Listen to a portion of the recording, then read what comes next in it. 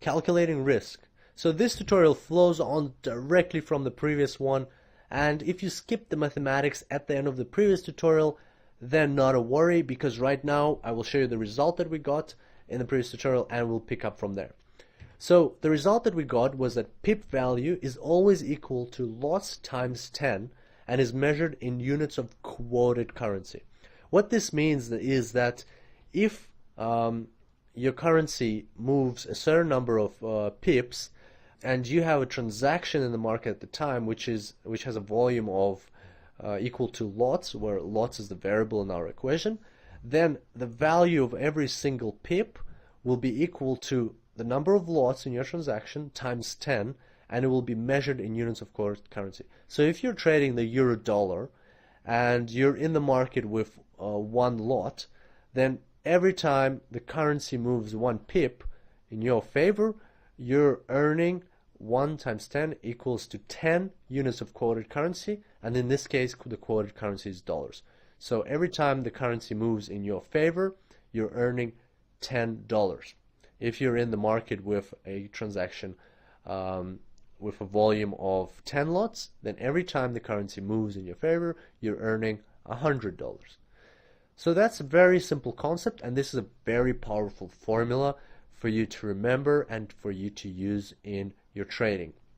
You can always very quickly look at the chart, look at the number of lots that a trader is currently in the market with, and you can very quickly say how much he's earning or losing at every single movement of the currency. And let's remember here, this is pip value, so not points but pips, and it's not going to change whether it's a 4-digit or 5-digit broker. It's always 0.0001.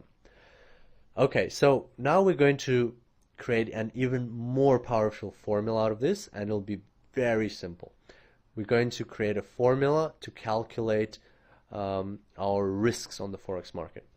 So let's look at a very intuitive formula.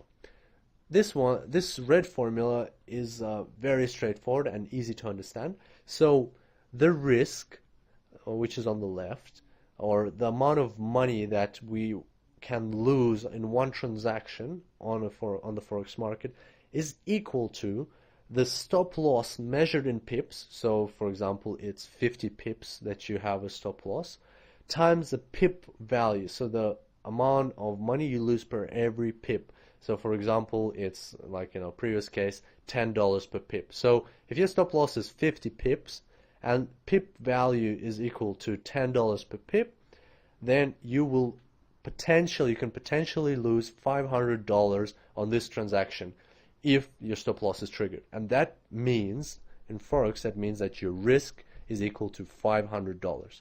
So basically in this case, risk is the max amount of money you can lose on this particular transaction. And let's remember here that this is all still in the units of quoted currency. So that is a very simple formula that does not require derivation because it's just intuitive. Now, how about we put these two formulas together? We know that pip value is lots times 10, and we also know that risk is stop loss in pips times pip value. So let's take pip value from the first formula and plug it into the second one. Let's see what we get. We get risk is equal to stop loss in pips times lots times 10. That's quite interesting, isn't it? And now let's take it a step forward.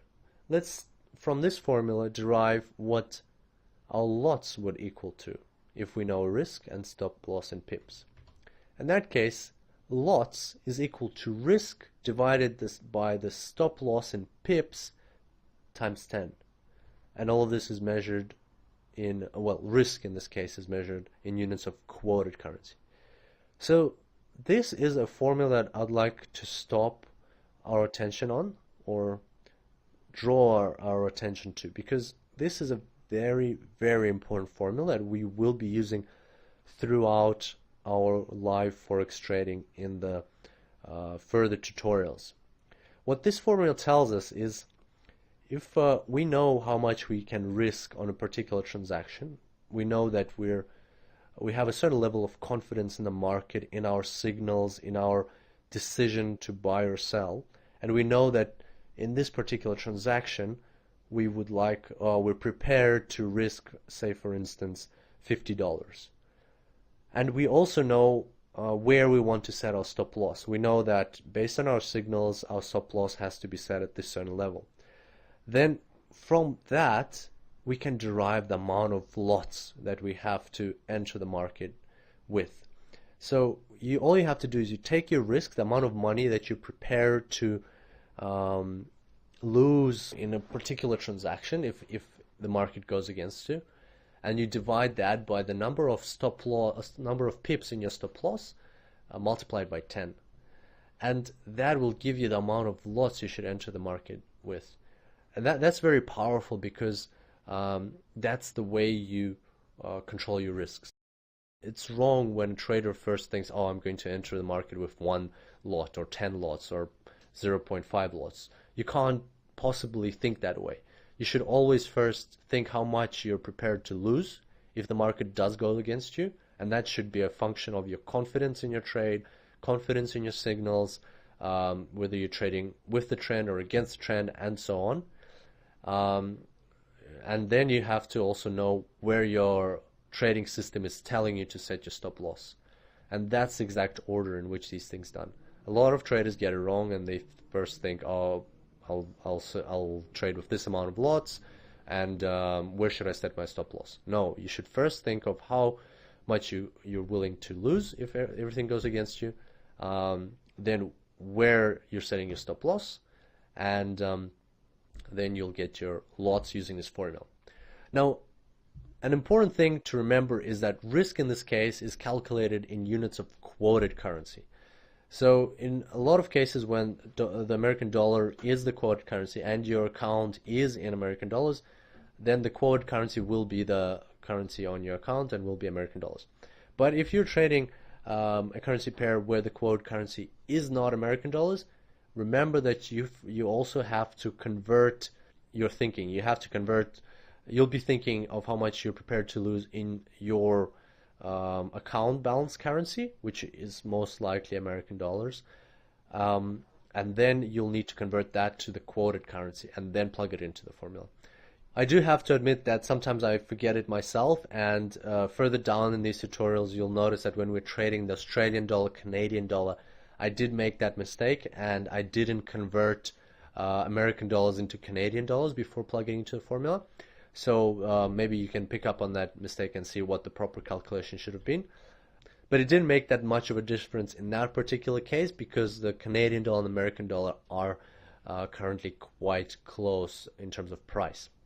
However, do remember this for future, and when you use this formula, make sure risk is entered in units of the quoted currency. So that's it for today's tutorial. Next time we're going to plunge in straight into live trading on a real account. I hope you're super excited because I definitely am. And I look forward to seeing you then. Until next time, happy trading.